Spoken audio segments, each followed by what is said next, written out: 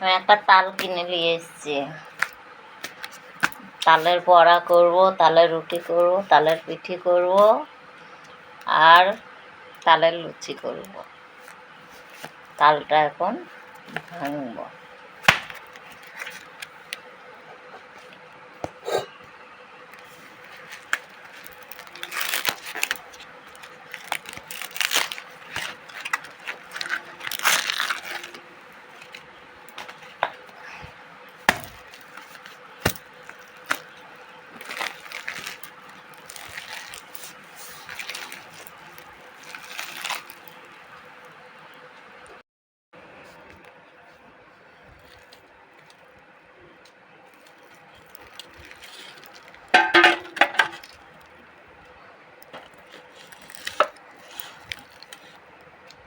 তাল কিনে নিয়ে এসেছি, দেখা যাক তালের কি করতে পারি।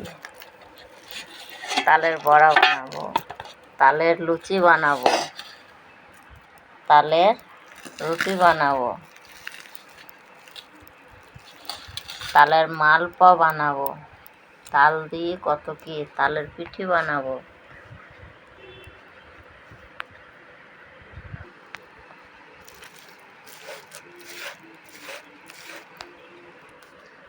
তাল দিয়ে অনেক কিছু হয়, যে তাল দিয়ে যে শুধু বড়া হয় আর কিছু হয় না তা না। তাল দিয়ে রুটি হয়, তাল দিয়ে লুচি হয়, তালের মালপোয়া হয়, তালের অনেক কিছু রেসিপি হয়।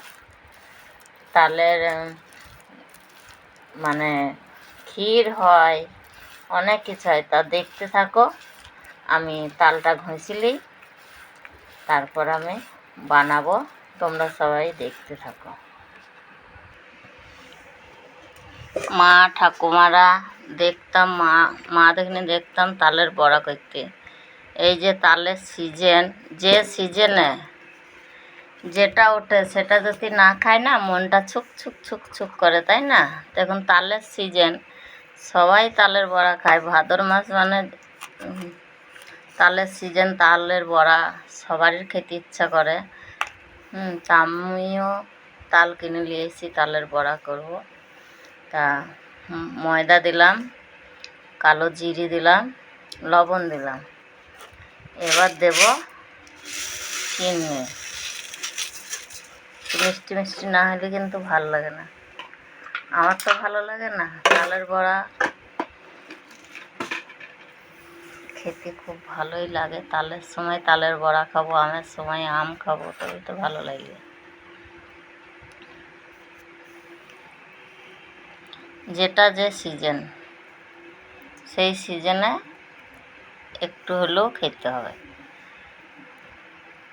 তখন আমি তালের বড়াটা, আটাটাকে ভালো করে মেখে নেব।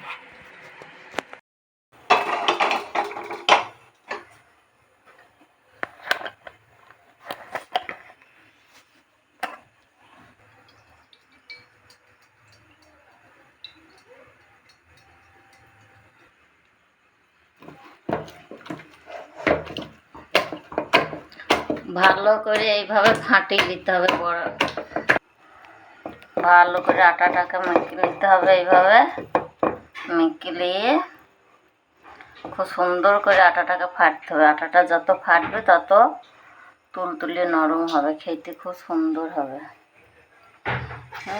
এবার আমি তেল গরম হয়ে গেছে, তেলের মধ্যে ছেড়ে দিলাম। দেখো,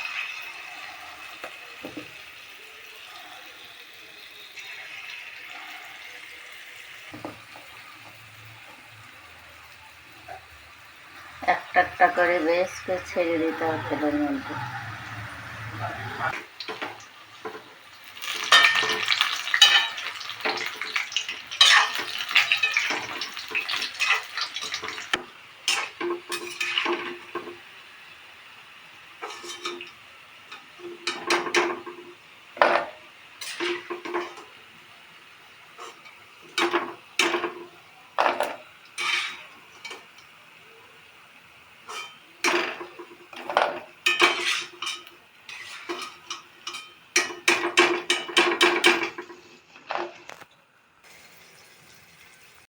আমার এক এক করে সব বড়াগুলা ভাজা হয়ে গেল।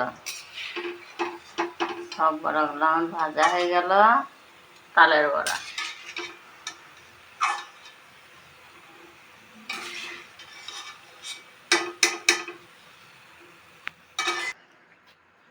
জন্মাষ্টমীর জন্যে ঘরে গোপাল আছে, গোপালকে দেব, তার জন্য তালের বড়া বানিয়েছি।